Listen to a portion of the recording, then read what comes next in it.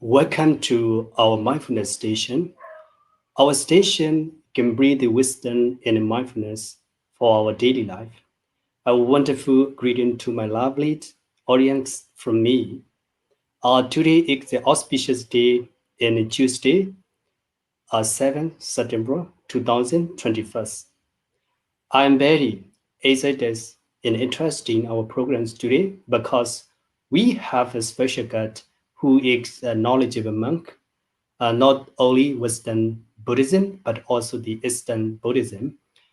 He is the Western Buddhist monk who came and joined us to share and discuss on the topic is Satipatthana Bhavana. So we will be discussing Satipatthana Bhavana, the concerning with this topic, a simple method for mindfulness practice in our daily life, in a highest goal of Satipatthana practicing, and how to practice of Satipatthana Bhavana in its own. So I believe that this thought will bring the wisdom and peace of mind to your daily life and most of lives and sooner or later. And I appreciate and thanks for your watching our programs. Please like our Facebook page if you haven't already. And make sure you share and like the Facebook lives to your friends and your followers. And that is me, Benedive, Dr. Nimina, and my special guest, Benedive Bhante Suddasso. Now, I would like to introduce you with our special guest. In this very event, my special guest is the Benedive Bhante Suddasso. He is a Buddhist monk living in New York City, and he ordained in books Theravada in Mahayana tradition. Bhante Suddasso have the study under the guidance of the bhikkhus. Some of the most important names Western Buddhism, and such as Ajahn Pasano, Ajahn Amaro, Ajahn uh, Viradhammo, and Bhante Gunaratana. He was initially trained in Soto Zen Buddhism at Tasakjara Zen Mountain Center. Subsequently, he was ordained at Abhyagiri Buddhist Monastery in California, where he was trained in the Thai Forest tradition of Theravada Buddhism. Since then, he lived at the variety of the monasteries from different Buddhist tradition in both rural or urban environments. A dedicated teacher, Bhante Suddasso, had taught to people for all different ages in world or life, as well as college student of university. So like a Harvard University, the New York University, and the foreign university, University of the Mary Washington, in Sarah Lawrence College, in the Suffolk County Community College. And then he is one of the co-founder of Buddhist Insights, a new platform using technologies to bring community in like a facilitated access to live monastic teaching. And his words aim to combine the Buddhist concepts in their practical applicability to every day of life. So, welcome to you again, Benedive Bhante Suddasso. Namaste.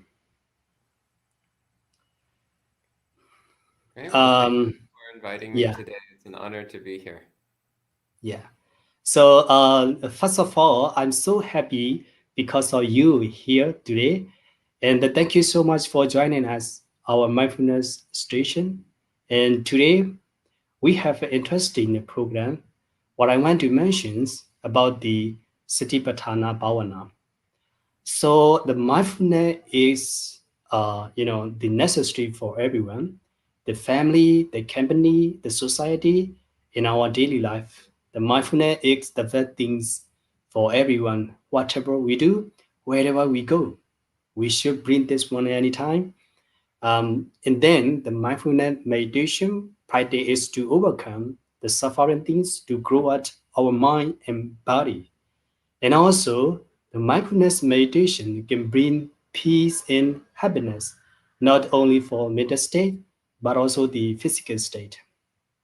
So today we have a so many program that you and me and also our audience. So what I want to start with it, we have the term mindfulness, but what is a really meaning?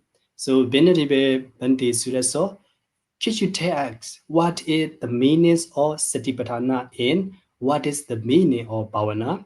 It is easy to understand for everyone. And briefly, briefly share your knowledge and wisdom on mindfulness meditation Friday. So my question is, what is the meanings of bhavana and what is the meaning of satipatthana? So Mhm. please let me know your answers. Okay. So Satipatthana is it's composed of two words, so Sati and Upatana.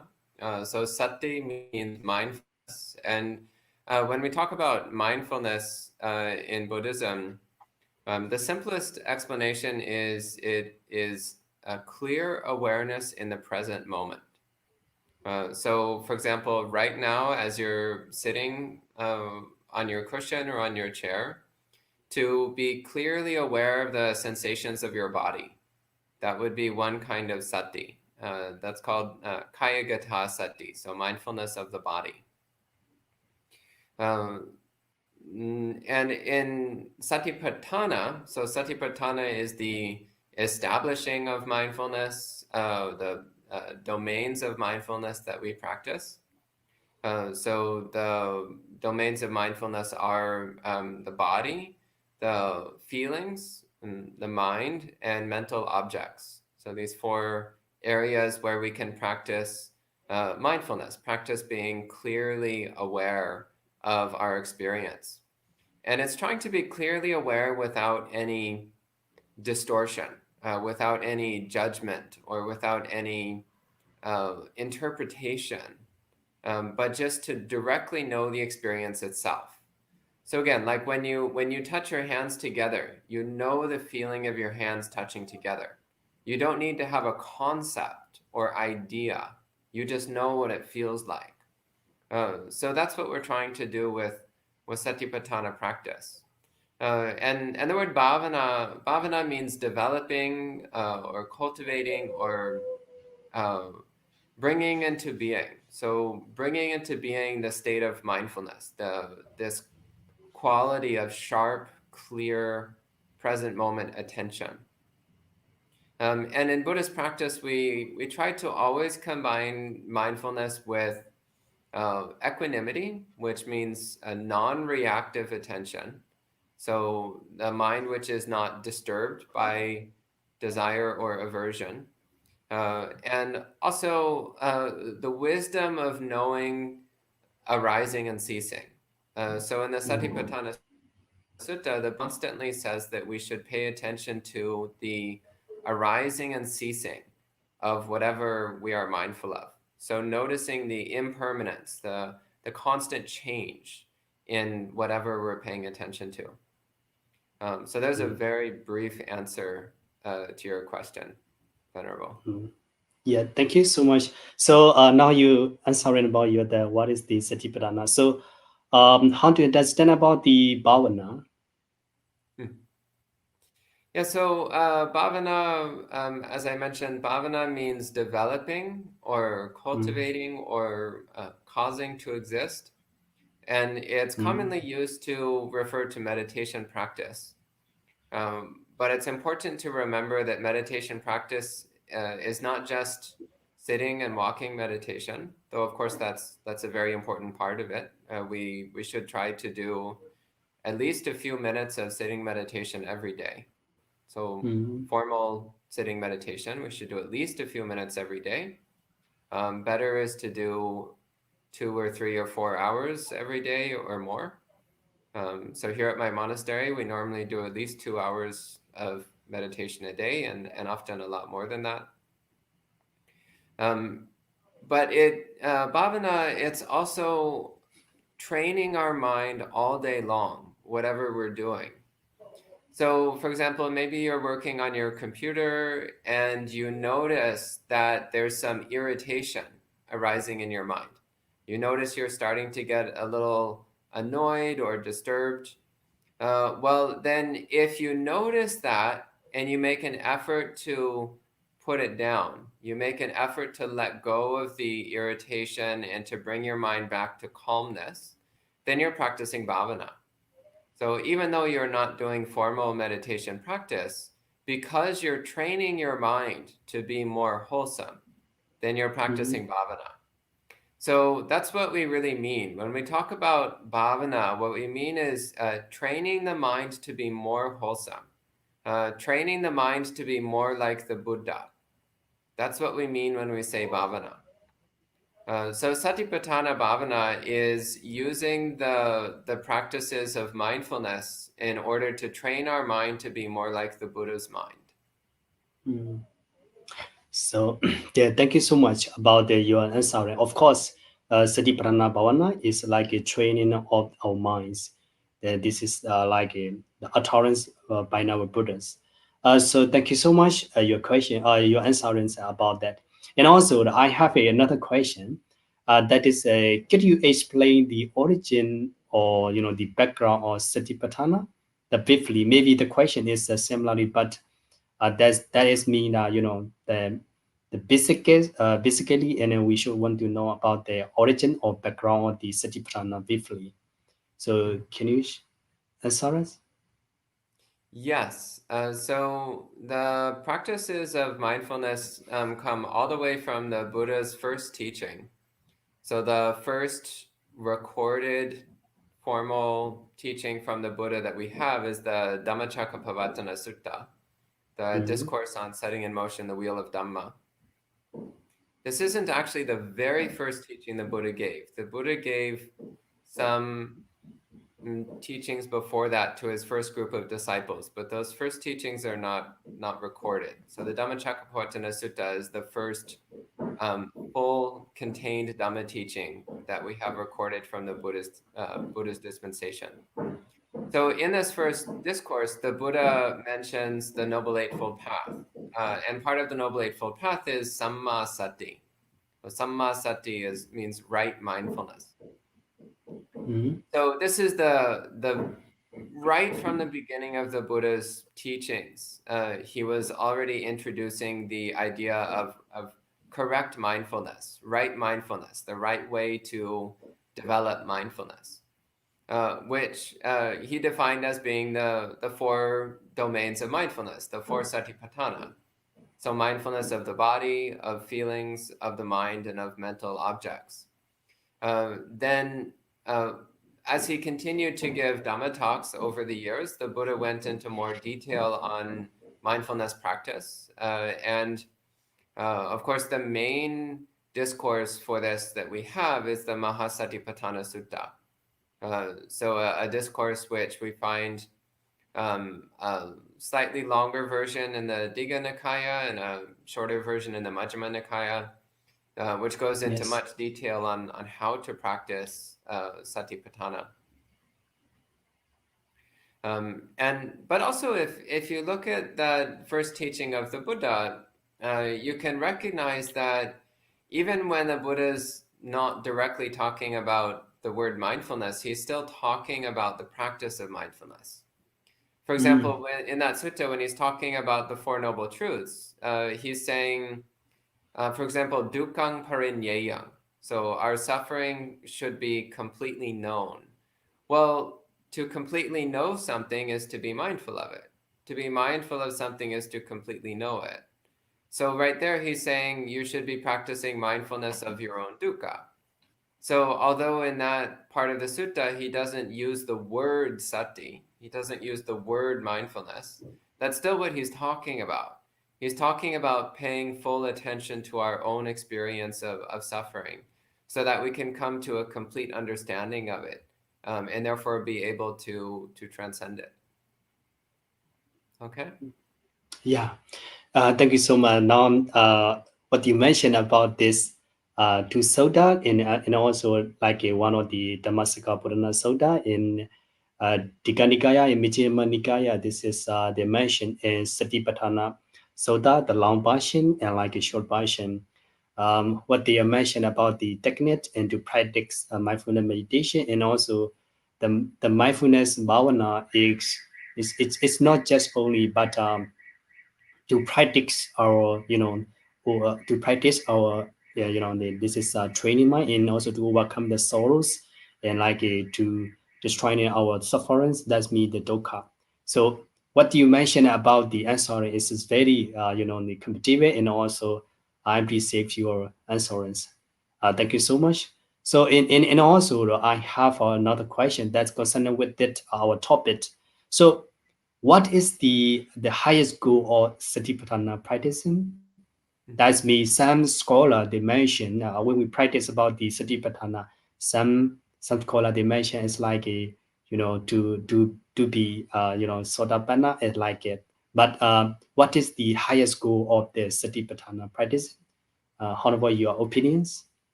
Mm.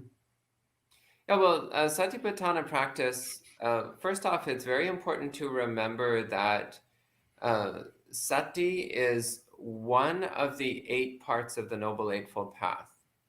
So Mhm. mindfulness is 1/8 of the path. It's one of the 8 parts. So mindfulness by itself does not lead to anything.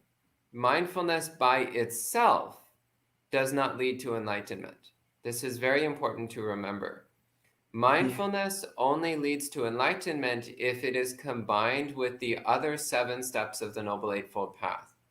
So you also need to have right view, so a correct understanding of the nature of reality, so the right concepts about Buddhist ideas, right attitude, so the attitude of renunciation and kindness and compassion, right speech, right action, right livelihood, so the moral principles of being kind, being thoughtful, being generous. You also need to practice right effort. So, right effort means to always make an effort to keep your mind pure so that there's no thoughts of greed or hatred in your mind at any time. And right mindfulness, of course, is one of the 8 parts. And then finally, right samadhi, so right concentration. So trying to practice jhana, trying to cultivate a very focused, concentrated mind. So if you're practicing all of that together, then you can become a stream enterer, and you can become a once returner, a non-returner, or even an arhat. But if you're only practicing mindfulness and not the rest of the path, then you can't even become a stream enterer. But if you're practicing all of the 8 parts of the Noble Eightfold Path, including mindfulness, then you can become fully enlightened. So very important to remember that mindfulness is just one part of a complete path, and it's like a car. So a car is made up of many different components. Yes. So like the you have the wheels and the chassis and the engine and the gas tank and all of those things. But if you just take one piece of a car, like if you just take the wheels, then you don't have a car. You just have some wheels. They might be really good wheels, but they're not a car. It's just a wheel. Or if you just take a gas tank, well, it's just a gas tank. A gas tank is not a car. But when you have all of these components and you put them together correctly, then you have a car and you can drive anywhere you want. So it's the same with the Buddha's teachings. You need to have the whole Eightfold Path, or else it's not much good. Yeah. Thank you. What you mentioned about this, and also you explain about the the example. That's very easy to understand for everyone. And also the main thing is the full um noble noble effort, and also to focus on like the right sati and the right concentration to suppose our the brain and our intelligence to understand about the like the novel tools and the full novel info bugs. Of course, the Buddha's talk to about this summon and about these consequences to practice rise, mindfulness and rise concentration, and also to practice the full noble eightfold backs and to overcoming the sorrow to realize the nibbana. So the highest goal is what I understanding about that to enlighten ones, right? So thank you so much for your answering. And also I have another question that concerned with our topics. That is like how can we handle our mental sufferings by Satipatthana? So this question it was very good How question can for we me. handle our, can you say that again? Yeah, how can we handle our mental sufferings by Mental suffering. practice? Yeah, yeah, by practicing the Satipatthana. Mm. Yeah, that's a good question. Uh, ultimately, all of Buddhism is about learning how to recognize and overcome our suffering. And technically, all suffering is mental suffering. So the experiences that we have through our body are not suffering. They only become suffering when we decide that we don't like them, when we want them to stop or to change. So Satipatthana practice. So starting with mindfulness of the body. So we're coming to a clear experience of our own body, an objective, unbiased, non-reactive awareness of our own body. So that when sensations appear in the body, then we know what they are. We know that they're just information. That information itself is not a problem. The information coming through our body is not a problem. It's actually, it can be very helpful. So seeing, hearing, smelling, tasting, touching, this is all just information coming in through our senses, through our body. But what makes it suffering is that we decide that we like some things, we like some sensations, and we want them to continue, or we want more Mhm. of them. And we hate other sensations and we want them to stop and to happen less often. And that wanting some things, because all things are impermanent and unreliable, then we suffer because we can't always get the sensations that we want. Uh, for example, a few minutes before this talk started, I was having breakfast here.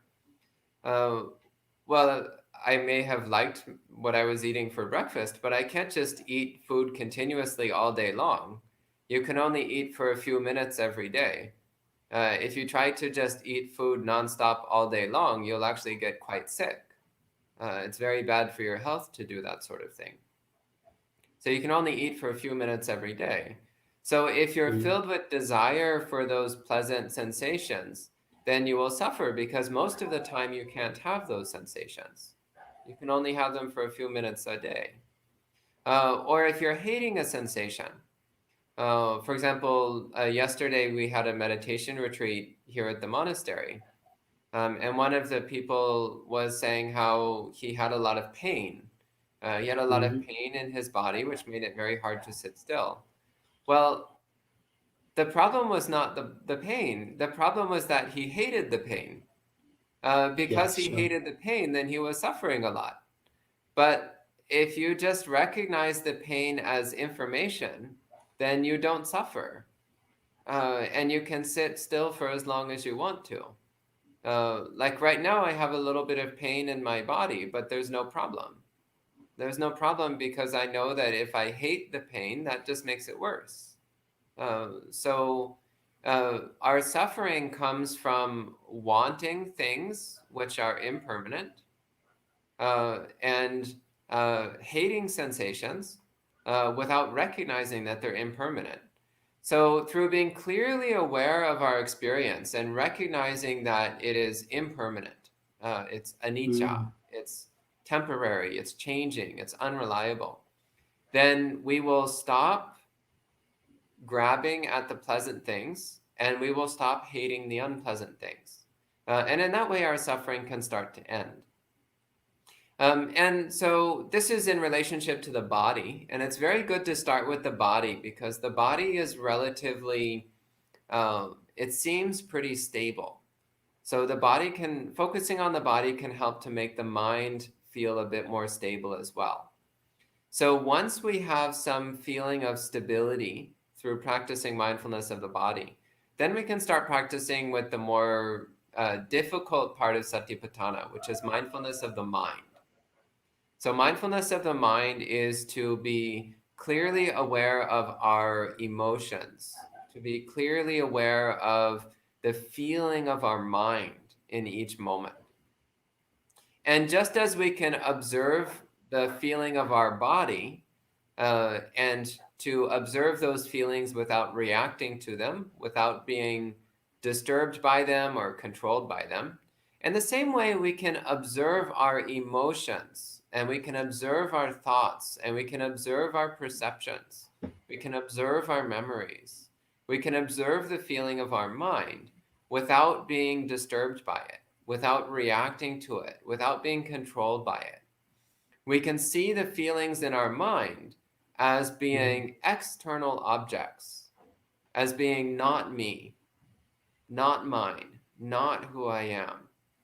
And in that way, then they no longer have any power over us. They no longer have any way to disturb us or affect us. And in this way, our mental suffering starts to evaporate. It starts to disappear. Does that answer the question? Yes. Thank you so much. I appreciate your answering because this is very very obvious to hear and hear because now you briefly answering about the question to recognize the three factors, especially the impermanence. When we practice this meditation, we will be the facing the problem. That's me the mental problem, and most of that at the time we have to recognize about how to overcome the pain, and also we hated the pain, of course, but and then how to overcome this pain by using this to overcome the pain we have to recognize like impermanence. That's it good for the practitioner and also like it for everyone's. Thank you so much. And I also another question that is, do you have any suggestion about the Satipatthana practice for the beginner or the someone those who are very busy nowadays? So do you have any suggestion for those people or beginner or like the someone those are very busy? So yes, this is my question. Yes. When you're a beginner, then it's good to start with mindfulness of the body. So of the 4 domains of mindfulness, the body is the easiest for most people. I have met a couple people over the years who they could start directly with mindfulness of mind, and that worked pretty well for them. But most people, mindfulness of the body is the best way to start. So, of course, doing at least a few minutes of meditation a day is good. So sit down, hold still, and focus on just feeling your body as clearly and powerfully as you can. So just focus on paying complete attention to the sensation of your body. So even just for a few minutes a day, then this practice can bring a lot of benefit to your life. It brings a sense of stability, a sense of strength to your mind. So one image the Buddha gives is it's like having a pillar that's rooted very deeply in the earth. So even when the wind is blowing from the east and the west and the north and the south, the pillar doesn't shake. Because it's set so deeply and solidly, then the wind can't knock it over. So that's what Sure. it's like when we practice mindfulness of the body.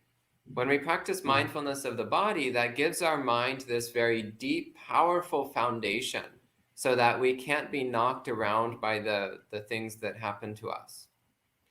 So, and this also goes for people who are very busy. So as you're going throughout your day, try to always come back to being aware of your body. So when you're walking, feel your feet pressing against the ground.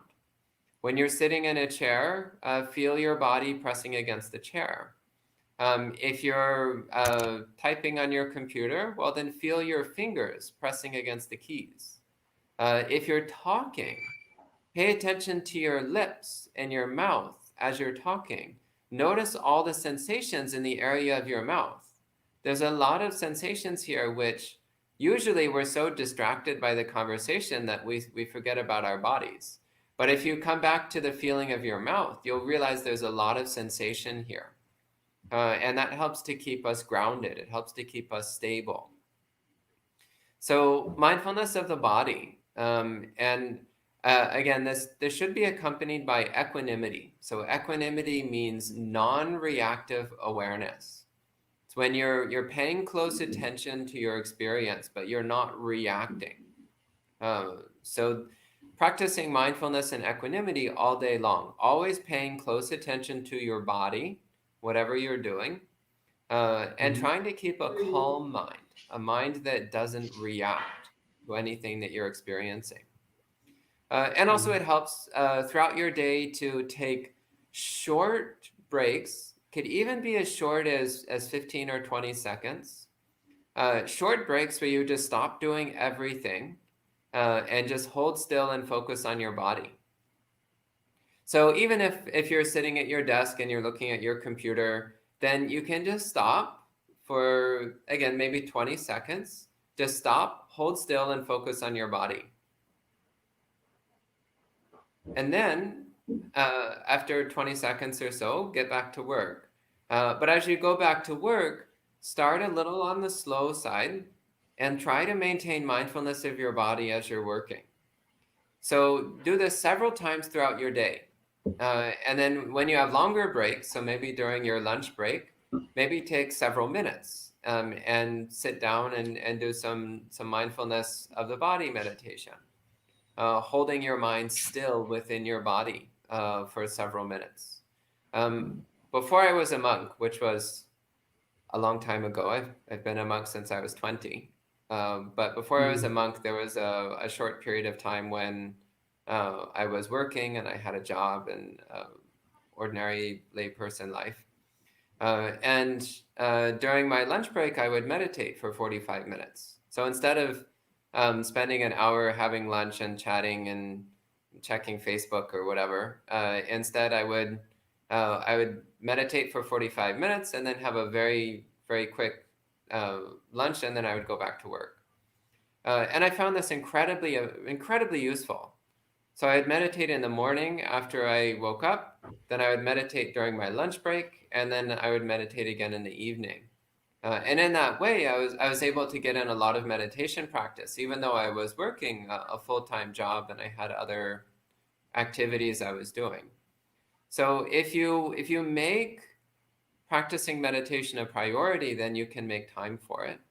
But even then, just putting in a few minutes or a few seconds throughout your day while trying to constantly be aware of your body all the time as you're moving through your day, then this will give you a powerful sense of stability, which will make you a lot more calm, a lot happier.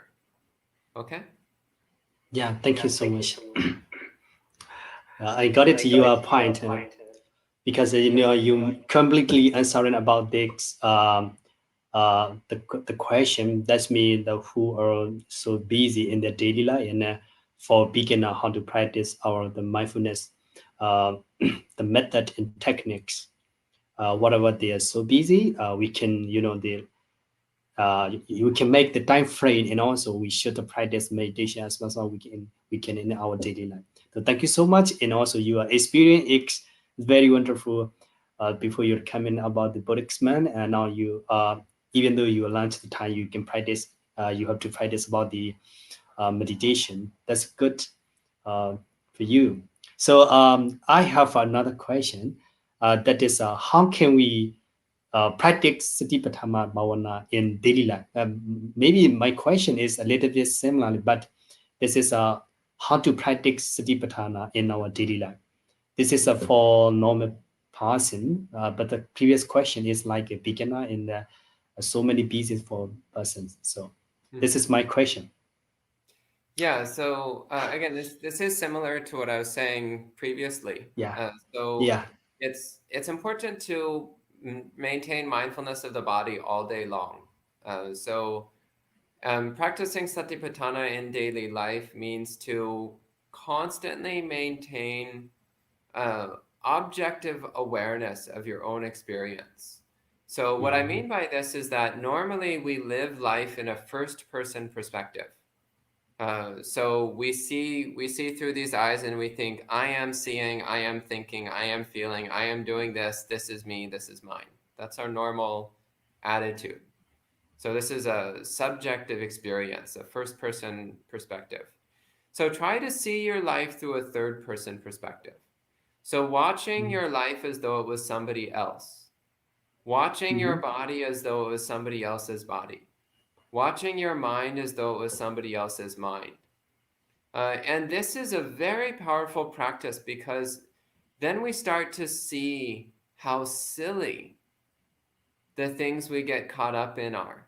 We see how we get so absorbed in things that are really not important. We get so obsessed with things that really don't matter. We get really disturbed by things that are very minor.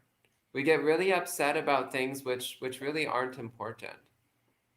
But these things seem important to us when we have this very narrow first person perspective of like, this is me, this is mine, this is who I am. When we have that kind of narrow perspective, then everything seems so important. But when you take a step back and you just look at your life as though it was somebody else, then you realize that all these silly things we're getting caught up in, they're just silly. They're just minor. They're like childish games. They're not such a big deal, and there's no reason to be bothered by them all the time. So practicing mindfulness as you're going throughout your day. So first off, to be clearly aware of your body at all times, Mm-hmm. and to watch your mind as though it was somebody else's mind, and recognize that you don't need to participate in any of the thoughts or emotions that appear in the mind. So the nature of the mind is that thoughts and emotions will come and go in the mind. That's normal. Mm-hmm. How minds are. Only in very deep samadhi does that stop. Only in very deep concentration do your thoughts and emotions stop. But normally there's always thoughts and emotions floating through the mind. That's normal. It's like clouds floating through the sky. It's normal.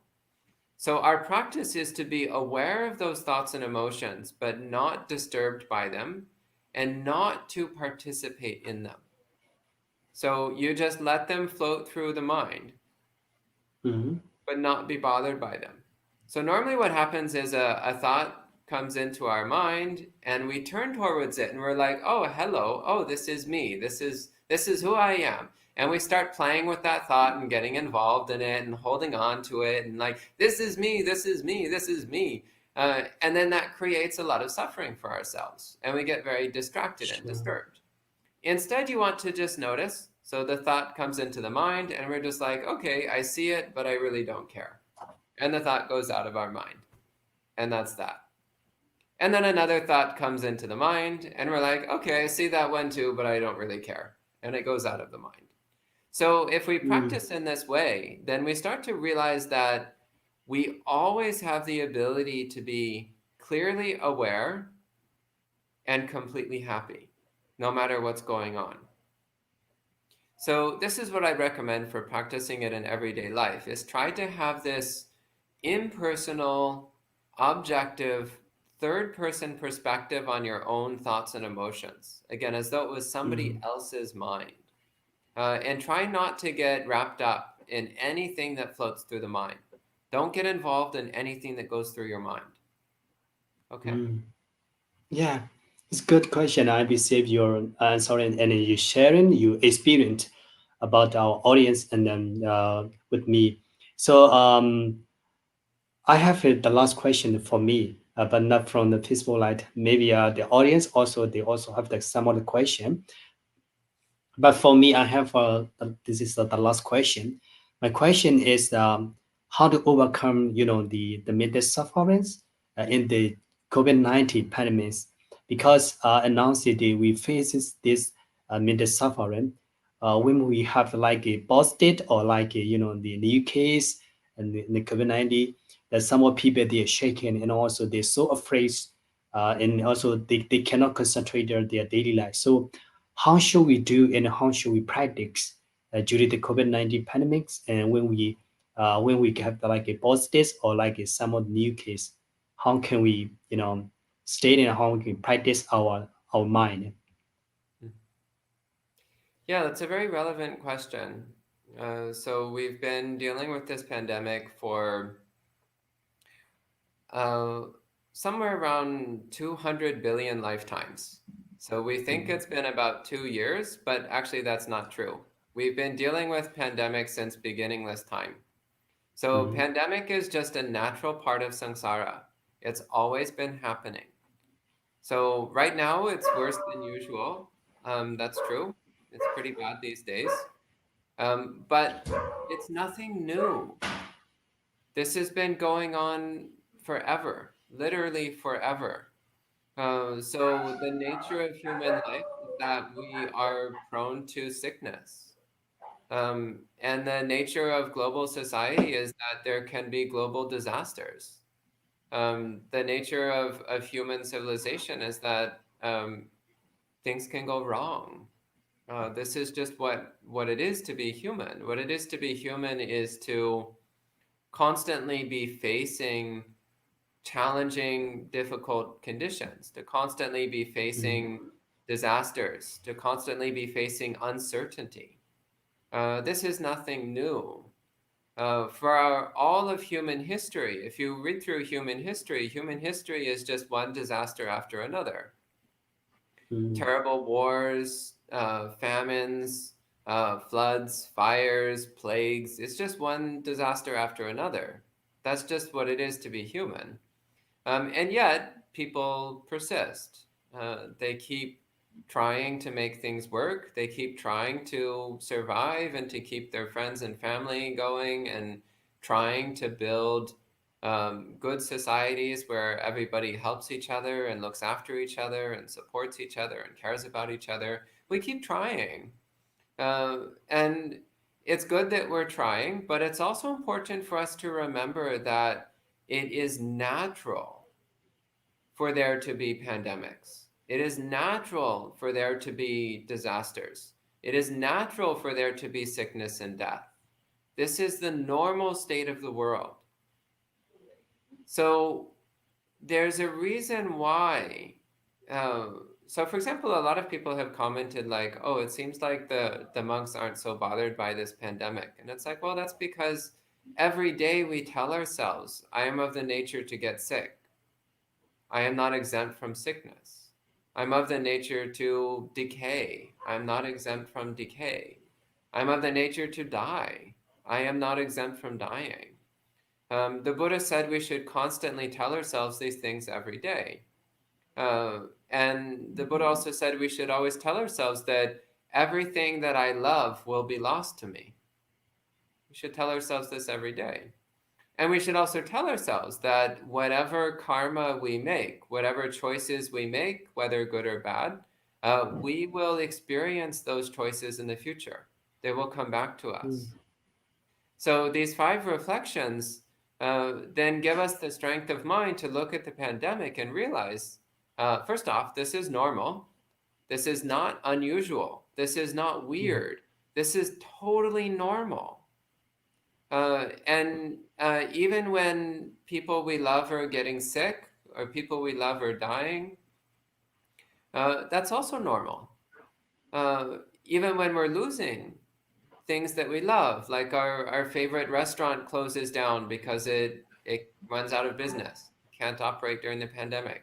Or like these days, it's very hard to get flights. Uh, like if you like to travel, it's very hard to travel. Well, whatever you love will be lost to you. That's what the Buddha said. So if you love traveling, I mean, I love traveling, but I haven't been able to go anywhere for 2 years. So it just isn't really much of an option these days. And you can travel a little bit, but it's not convenient. It's not not really that easy to do anymore. Well, actually, if you Mm, go back a few hundred years, everybody couldn't travel. Traveling was something only that wealthy people could do. It was not easy. So we just got used to the convenience of being able to travel a lot. But actually, for most of human history, it wasn't convenient. It's only a very recent thing. This whole thing of like having cheap airplane flights all over the world, that's only happened in the last few decades. It's very recent. But yeah, so whatever you like will be lost to you. So when we know that, then we realize that the conditions we're in right now are not unusual. They're not weird. They're actually totally normal. So starting with that perspective, that the pandemic is actually a perfectly normal thing, which humans have been facing literally forever, mm, it helps to give us some perspective. And then practicing mindfulness of the body helps to give us this sense of stability. Practicing mindfulness of the mind helps us to see our disturbing thoughts and emotions without being controlled by them, without being swept along by them. And also, when you become more familiar with meditation practice, then things like lockdowns become easy to deal with. So when there's lockdowns, well, that's great. You have more time to meditate. You don't need to go to the bar. You don't need to go to the concerts. You don't need to yes. go to the museums. You can just sit quietly in your room and have a really good time meditating. In fact, you can enjoy doing a personal retreat without needing to go out and do things. So one thing I've noticed over the past couple years is that people who like to meditate had the least problems with the pandemic. Mm, It's people who don't like to meditate or don't know how to meditate. They're the ones who suffered the most.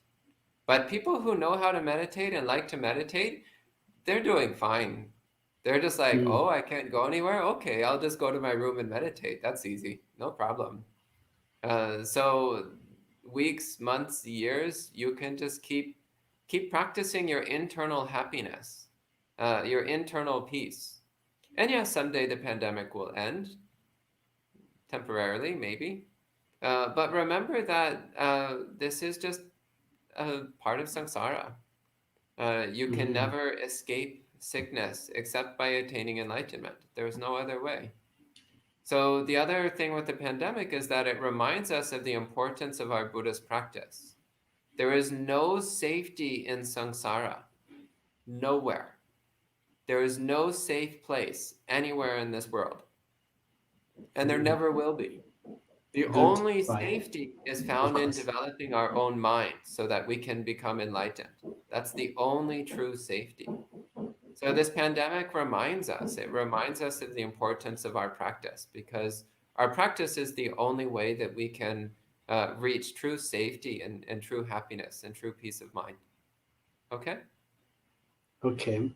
Thank you so much for your completely answering and you deeply, explaining about your experience and also there's a lot of content and also, the ways to practice and how to overcome our the pandemics. And this pandemic also like a famine, it's not, not strange. This is the normally, but most of the people they don't think like that. So thank you so much for your sharing your knowledge and also explaining about this question.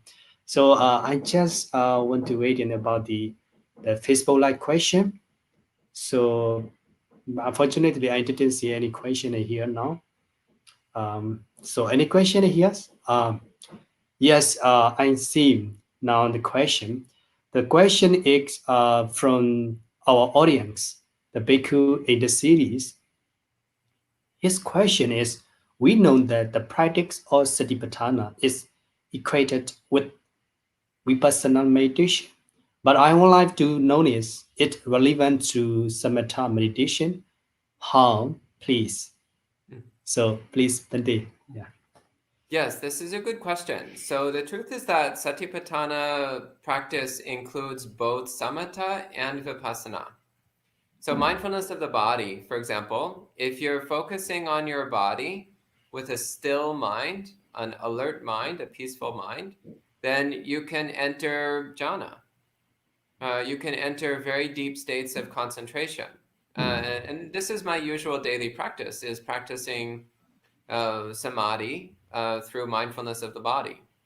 So in that way, it's a samadhi practice, a samatha practice, a concentration practice. But instead, if you're focusing on paying attention to the impermanence of the body, so noticing the arising and ceasing of the body's sensations, then that's a vipassana practice. So the same exercise of mindfulness of the body, you can use it either to develop samadhi or to develop vipassana. So it's a question of what you're choosing to do with that object. Are you choosing to use the object as a center point to unify and collect and stabilize your mind, to hold your mind still so that it can enter into jhana, enter into stillness? Then it's a samadhi practice.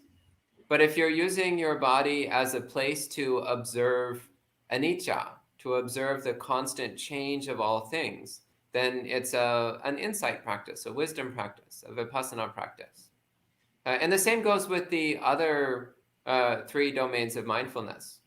Though the other three are a little more naturally towards vipassana practice, but they also can be used as a samatha practice. It's just that the body is usually the easiest for samadhi practice. And the other three usually are a little bit easier for vipassana practice. But all of them you can use for either samadhi or vipassana, or for both together. Okay? I Mhm. see another question. Okay, yes. So another question is from Benedict Edgar. So his question is, what is your favorite Satipatthana in four of them? I think like a puja. So he want to know which puja is the favorite your.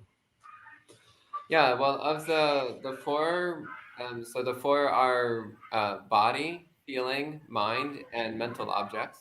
Um, my favorite is the body.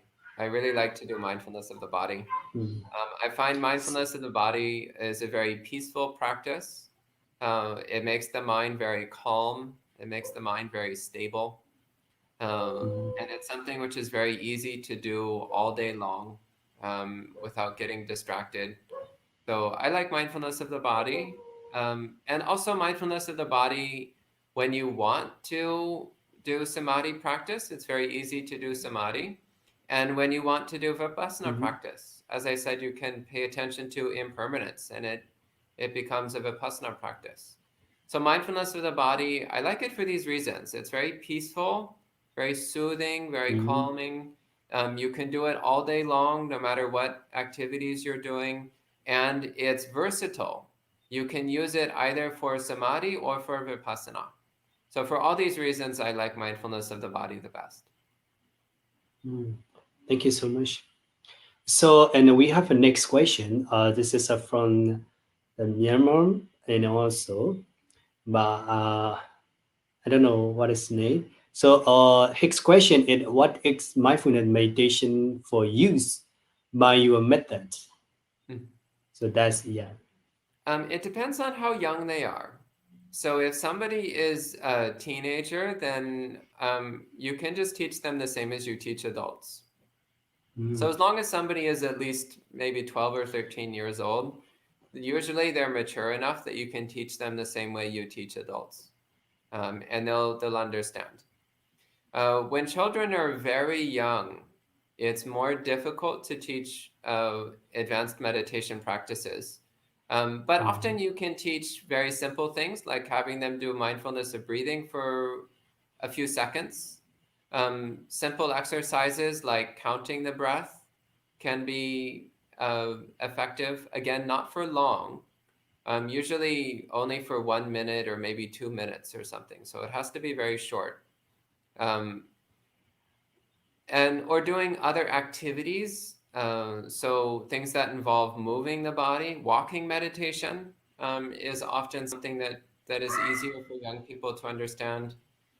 Um, Stretching, paying attention to your body while stretching. So things that involve some movement can be helpful. Um, Also, getting people to look at their own emotions, to see their own emotions just as like images drifting through the mind. That can also be helpful. But realistically, with very young children, so like younger than 6 or 7 or so, what we should really be mostly trying to do is to teach them kindness. Mm, Teach them how to be kind, how to be friendly, how to be generous, how to care about other people. Then as they start to get a bit older, you can teach them a little bit about mindfulness of the body, mindfulness of breathing. Then when they get to be teenagers, then you can just give them the whole Buddhist practice and guide them along from there. That said, I'm not an expert on teaching children. I usually mhm, don't teach children's programs. I usually only teach adults. So I'm not an expert on teaching these practices to children. mm. Yeah, thank you so much for your answer. So I think we have just only the three questions. Mindfulness meditation practice is one of the most important things what we do continuously every day and every moment. So in the mindfulness meditation practice afford not only body and but also our mind. We can calm both our minds and body by practice of mindfulness meditation. Moreover, it can be helped to balance your emotion and provide an opportunity for deep focus and concentrated to tasks in your daily life. By practice mindfulness meditation, we can improve both our physical skill and mental skill during the COVID-19 pandemics. And today we have an insightful conversation about the topic is Satipatthana Bhavana with our special guest today, Benedict Bhante Suddasso. And also, now I would like to express my sincere thanks, Benedict Bhante Suddasso. It is a pleasure and honors to have you for here today. And thank you so much for sharing your wisdom and knowledge with that I appreciate to you. So thank you for watching and thank you for every comments and live. See you again on Tuesday night 7 p.m. at next week. What is going to be the next thought? And who is going to be our next guest? Don't mix our program. If you like our mindfulness station program and you think this peaceful life is beneficial to you, please don't keep it to yourself. You can support our program by sharing this video to your friends and your followers, and especially your thoughts below in the comments, and make sure to follow us on Facebook page so that you don't mix our interesting thought every week and every Tuesday. Today, I am Benedict Limena, and together with Mindfulness Station team, have to take a leave for now. Thank you for watching and see you again next Tuesday. Thank you so much for my audience and my special guest, Benedict Pandit Suddasso. Thank you so much.